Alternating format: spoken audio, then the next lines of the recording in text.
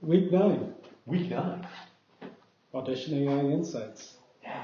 New subscribers every week. And nobody lost yet? No one lost. That's amazing. I unsubscribe to stuff almost every day. Yeah. I'm surprised I haven't unsubscribed. Like, that's how anti-subscription I am. Yeah. I help you write it, and I'm still excited to get it and read it because it reminds me of what's top of mind. Yeah. So that's been cool. Yeah. What's been the most popular one so far? There isn't one. Every week is the most popular. Every week's Well, the most because popular one. because we get more attention on it. No, but what's interesting is, like, have you ever replied to a newsletter to say, like, oh my God, I love this? No. Like, I get at least one of those a week from But a also, subscriber. I don't get the sense I can reply to most newsletters, which is why I love that you send it out from your own email address. Yeah. Because if I got a newsletter from a person, you know what? Actually, Kimberly Bella on LinkedIn, I just subscribed to her. She has a daily, it's like daily-ish AI, and she promises to do something in her life with AI and record her experience almost every day. Yeah. Like, she planned her kid's birthday party. And she just talked about her AI journey planning her kid's birthday party. Or she made like a deepfake video for something or whatever. So she takes something she does and she'll use Gemini and Claude and ChatGPT and Copilot, and her company has their own, she's at Visa, so like they have their own thing. Yeah. But I think her thing is mostly about personal, but yeah, it's been pretty cool. I replied to her. So, but that's LinkedIn, so I comment on her stuff, which is a little bit different than replying to an email. So I get engagement with email. There's no unsubscriptions, and people will respond. Yeah. We get traffic to the website. Yep. We can measure that. We can. Our YouTube is not getting engagement. Okay. We should. But this is like what we're doing here. I did talk to Jaden. I said, by the way, are you like filling out the metadata and keywords? And she's like, no. I was like, that we should probably. She needs to have Audition do that for her. Yes, we should probably do that. Okay. To get engagement, or maybe I don't know. We keep this as like roundtable discussion, but maybe tighten it a bit. I don't know. Okay. I heard that the YouTube thumbnail is like 80% of the success of a YouTube video. Like the actual. Probably pretty weak right It's now. really a Ben's picture on Like that, right? Mr. Beast will probably spend 4 weeks and like $300,000 per video just A/B testing thumbnails. Like that's how important the thumbnail is. We're not there yet. To determine the success. Yeah, not even a little bit. Yeah. We're not even in the 12 album, followers or however many. 40. 40. We have 40 followers? And it's good. No way. Thanks, guys. All right. And it's good people. I had visitors this week from VPs of Goldman Sachs and Bain. Wow. Pretty good. That's cool. My LinkedIn is starting to get a little A-lister. Excellent. All right. Well, let's keep this. I'm on a lot of calls, which is a good thing. My calendar is full. My pipeline is full, which is like every sales guy's dream come true. So thank you. And thank you for making a great product.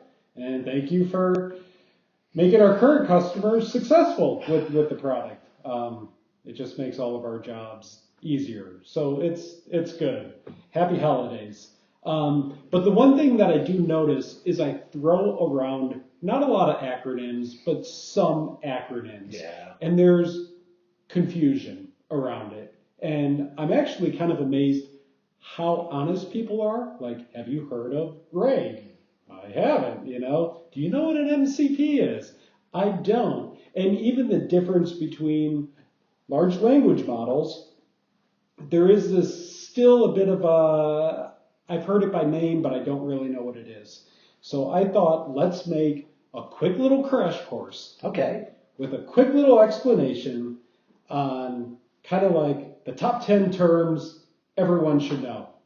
You could also make it a quiz Ben on acronyms because I don't think I got a script for this event. None of you guys got a not script. prepared at all. You. You're just going to hit us with acronyms and see if we can get it. So I'm gonna say the name. I'm gonna give a quick little analogy because that's like my superpower. Use it in a sentence. And then you guys chime in on that. So the first one, large language models. So a large language model is not magic. it's really just an advanced version of autocorrect. Sure. Actually, that's very accurate. That's pretty That's actually an accurate. interesting way to describe it. Yeah. Yeah. I described it that way once to a person who was training an LLM, Yeah. and they got highly offended. Highly. Highly offended. They spent 30 minutes correcting me. Whoo! But it kind of looks at your prompt. Yeah. It's analyzing those words, and it's using advanced mathematical equations and billions, if not trillions, of examples to accurately predict and finish whatever it is you're asking or writing. Yeah. That's a model at the end of the day. Yeah. I think one of the big confusion points too is that a lot of people think ChatGPT is the model, and it's not. It's the model behind the scenes, whether it's GPT-5, 4.1, whatever. That's the model. ChatGPT is just like the interface, the conversational interface RAG that connects and access the model. It directly connects a user to an LLM. Exactly. The model itself is broken down into two main things, and this gets really confusing as well. But the model code is really short. It's 100 to 150 lines of code. Even less of that is meaningful that you could look at and probably with a little bit of work understand. It's not that complex. That blew my mind. The first time I looked at, because DeepSeek open sourced was effectively OpenAI version 4. And I read it and I said, oh my God, this is the thing that's blown everyone's mind. That's is it. This 150 lines of code that's readable code. Then along with that 150 lines of code is 30 gigabytes of training data. Yes. And the code looks at the training data, and somehow there's a magic that happens between the code looking at that data that results in these very human-esque responses. It starts sounding human. Yeah. And then the combination of those two things together becomes what we consider a model now. Yeah. So ChatGPT's GPT-5 might have the same model code but different training data. Like it could be. We don't know. They don't open source it. But ultimately, it's a pattern machine. It's a pattern machine That's that is very much like autocomplete. Freakishly good at completing sentences. So fast. And the way that the data is compiled makes it so fast to access. Everything about it is kind of genius. Yeah. And the way that it got put together is awesome to have these outcomes happen with something so pretty simple. Okay. Yeah. Next thing. Embeddings and vector databases. Ooh. So the large language models, Yeah. they don't remember your data. That's true. To make them useful, you have to give them memory. And that's where this whole concept of embeddings comes in. Yeah. Okay. Did I just do a spoiler and jump to embeddings immediately?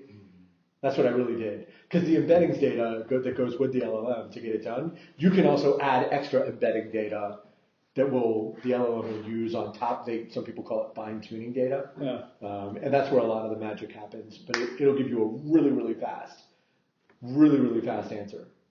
So Embedding data. Yeah. keep me honest here. Yeah. So imagine writing every sentence in your company's files on a sticky note. Yep. Then instead of sorting them alphabetically, you hang them on a giant wall. So notes with similar meaning hang closer together. Oh, that's good. So that's there's a little bit of a difference between an embedding and a vector database, but a vector database, vector means there's more dimensions. Yes. So it's kind of like that. It's actually more like if you hung them all from threads from the ceiling and things that were closer. So as you were walking through this vector database, cat and dog would be here, but then cat and lion would be here, and then elephant would be here. And the point of a vector database is to put things that are closely related in physical or digital proximity to one another. Got it. Yeah. So, like in financial terms, like Q3 letter and April's internal notes. It's like two totally separate things, but somehow they could end up being close together if they matter to each other. If they matter. Yeah. Or if you're thinking about research data, you might have similar companies together, but then you might have like stock information or bond information that might start to fragment off, right? Things like that.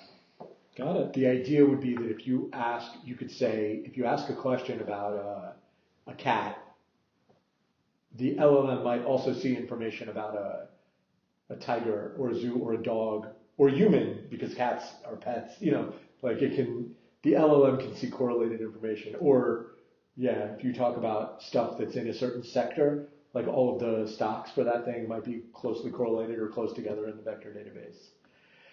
Yeah. Yes. Next one. Our favorite one. Retrieval augmented generation. RAG. You guys say, I say RAG funny. Wow. Pronounce it funny.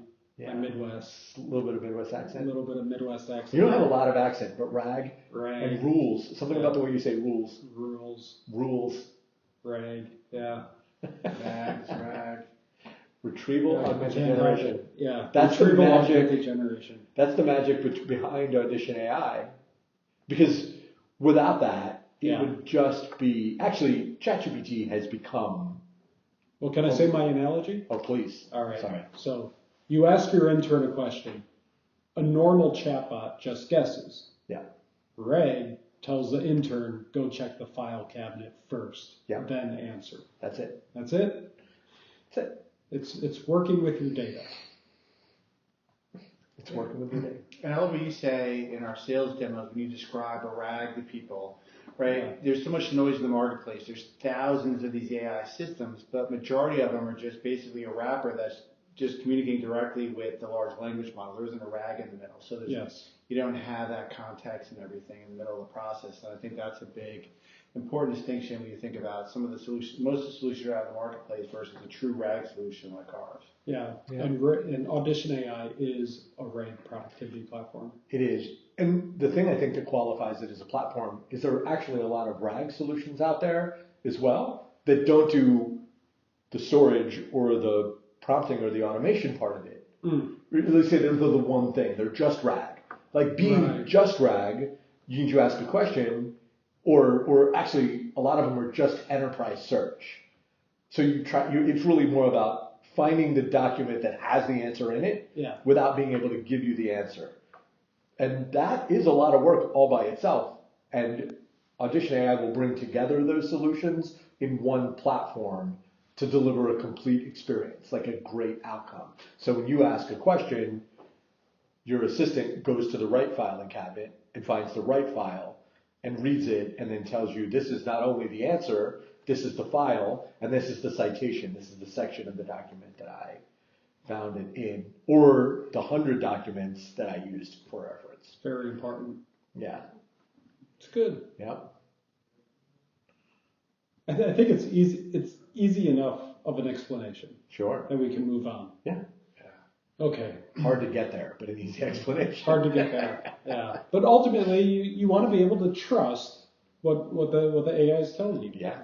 100%. Yeah. You want to see the sources. You want to know where it came from. Yeah. And most importantly, you want the answer to be correct. Yeah. RAG. So it's RAG. Yep. RAG it up. All right. You'll love this one. Your favorite. Tokenization and context windows. Oy. Oy vey. Ever wonder why bots forget stuff? It's because they only have so much room in their short-term memory. Yeah. AI has pretty small memory. Yeah. So I guess the analogy is picture a whiteboard. Once it's full, every new sentence erases something old. Yeah. And that's essentially tokenization. Yeah. What's amazing? I like that analogy.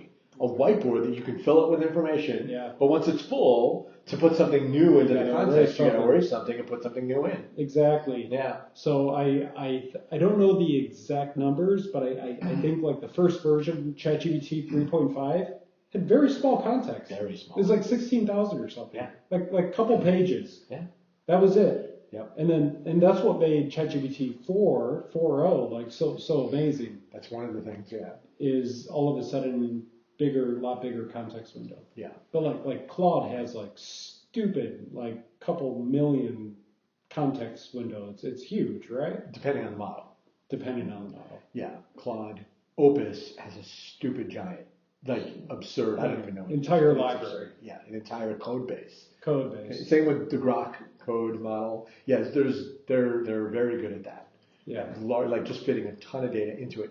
But this is the flip side of that we find. And even though I think in the beginning we all chased context, like the largest context window, the better, because you could get better outcomes. But eventually you're always going to hit that limit. Yeah. And so you can only solve so much by making the limit bigger. What you really need to do is figure out how to fit what you need in a smaller limit. So that like couples with RAG. With us, when we have a bunch of agents with Audition, all go out at the same time, and they all collect a little bit of information each and bring it back in, and they say, I think this is important, and they're all writing a little bit on the whiteboard versus trying to fill the whole whiteboard up with the giant book. A bunch of agents go out, they read their part, they come back with their information, and they cite. They say, I got from page 12, I had this paragraph. They put that on the whiteboard. And one of the other agents is like, from this page, I had this. And so they all bring it together. They all write their thing on the whiteboard. And then there's sort of a director agent that says, that seems important and that seems important. And, there's the one guy and he's like, no, that's not important. And he hangs his head and walks away and we erase his bit, but that happens. Yeah. But yeah. And in that way, Opus is amazing, but every request is very expensive if you're using the entire context because you're charged for tokens, and tokens, like the bigger your request, the more tokens you're using, and the more tokens are usually going to come back in a response as well. Here's another thing is for token limits, there's an entire window. There's a whole context window. If your window is 100 and your request is 80, there's only 20 left for a response.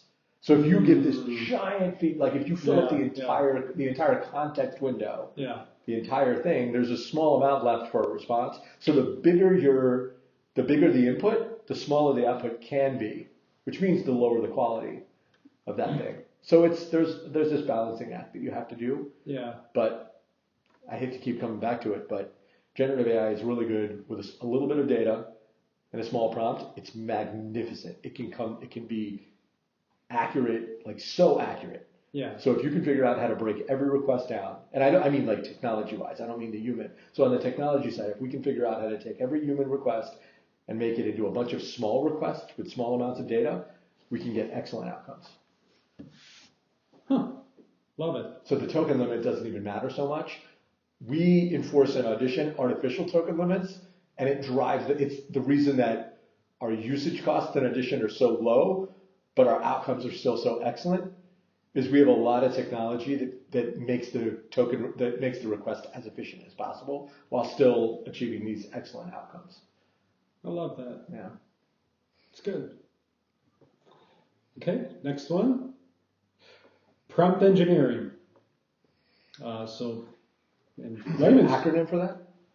We'll see. Prompting is how you talk to the AI. Yeah. I think people have kind of heard, garbage in, garbage out. You give a bad prompt, you kind of get a bad response. The better the prompt, the better the response. If you say write a summary, you'll get mush. But if you say summarize this in 3 bullet points, thesis, risk, next steps, you'll get clarity. You kind of think of it like giving directions to a GPS. You don't just say, take me somewhere nice. You give the address, and good prompting is, pretty much the same thing. The more clear you are, the clearer the path. Okay. What do you got? I was just going to say that's just reminded me, and every time I hear, it's all about the prompting, I hear Ben's voice in my head, and I heard it over the weekend. I was telling you the story. So my daughter's soccer team, they have this party every Friday night. They have a pasta party kind of thing. Yeah. And Ben got me hooked on this AI music thing he showed me last week that blew me away. So, of course, as an AI person, I got to figure out how he did it. And I figured it out. I figured out the tools to use. Yeah. And then I talked to my daughter. I got some input on her team. And then we made this song. And the team fell in love with the song. And one of the dads was saying, that's so amazing, how'd you do it? And I go, I just used, Claude to write the song. I used this other app to kind of make the song. Yeah. And he's like, I tried to do it, and my song didn't come out as good as yours. He's like, what did you do? I'm like, well, send me your prompt. It was like, 10-year-old girl, soccer song kind of thing. I'm like, okay, here's my prompt. It's like, 10-year-old girls, they played this team last year. This is the score. I wrote down all the players, a little bit about each player, their position. I wrote something about the coach. So it really boils down to, like, the more detail you put in, right, in the prompting, the better the output's going to be, And I thought, I don't know, just every time I work on something new, I keep hearing Ben in my background going, it's all about the prompting. It's all about the prompting. It is all about the prompting. Yeah. If you're failing with generative AI, you've got a bad prompt. That's really what it is. It's true, and that takes some humility to admit. Really does. Yeah, to look at yourself. And, this was terrible. Yeah. Asking the AI to write you up. So going on a journey in Audition or ChatGPT or any Claude or whatever, and then getting to the end and saying, this took me 2 hours when it could have taken me 5 minutes. And then asking the AI, what did I say wrong that it took so long to hit this outcome? Yes. Tell me what I can do to write a better prompt. Your marketing demo instance, I got to the end of a really good outcome and I said, this is the outcome I wanted when I started this conversation. What's wrong with my prompt? And it broke me, and it was insultingly specific about what's wrong with our system prompt. Like really good. Wow. And I did tell it, I was like, don't worry about my feelings. Let's just make this an excellent prompt. And it said, you should try this, and this conflicts with this. Like it did a bunch of stuff. I saved your original system prompt, but I used its recommended system prompt.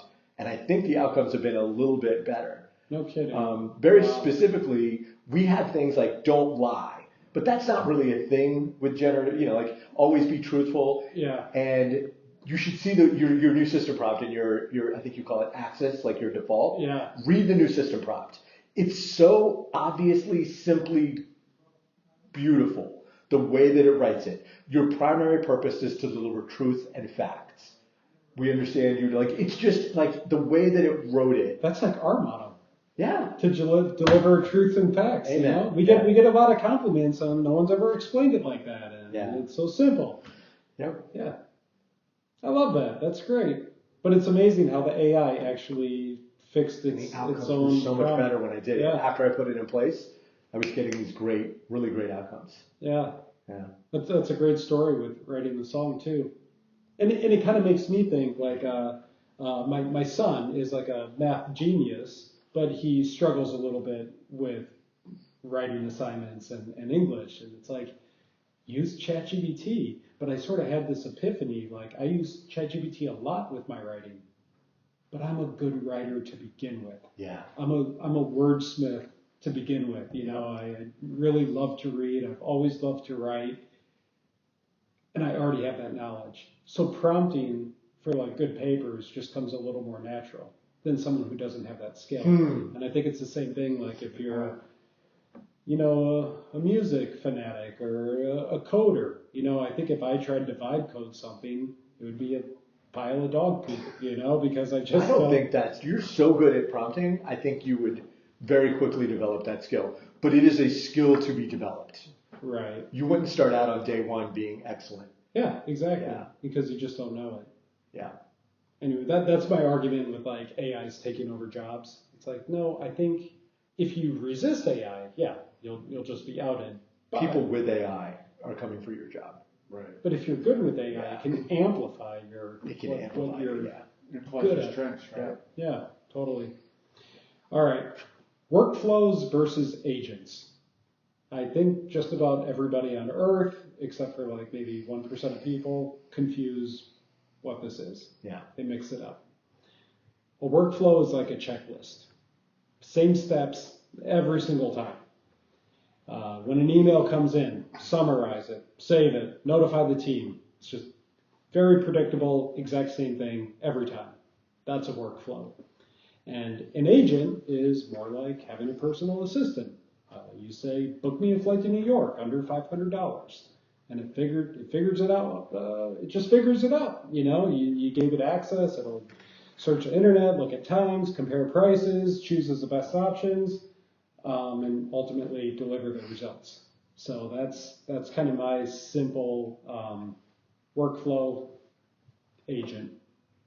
A workflow can use agents. Right. Yep. Yeah, you can include agents in your workflow. Yeah. But just the words as a standalone. Yeah. When we say workflow, we're really talking about a process, steps, doing the same thing over and over. Yeah, I mean, I think a workflow is a multi-step process, right? Versus for the most part, agents are usually designed to do a discrete task or a specific thing, and a workflow kind of ties them all together. Yep. Agreed. I can see how it can get confusing because they do work closely together.